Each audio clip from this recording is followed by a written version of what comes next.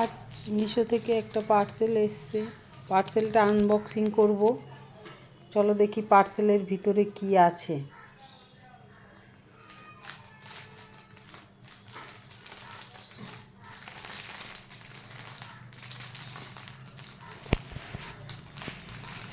একটা লাল কুর্তি অর্ডার দিয়েছিলাম, সেটাই এসেছে। দেখা যাক।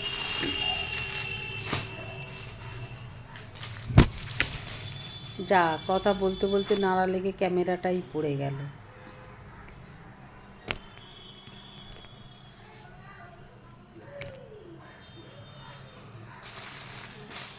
চলো দেখি জিনিসটা কেমন এসছে।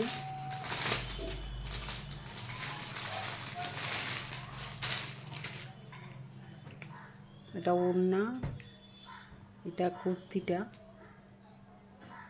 কুর্তিটার কাপড়টা খুব সুন্দর এসছে, নরম সফট। এটা কুর্তিটা, গলাটা খুব ডিপ, এত ডিপ গলা জামা আমি পরি না।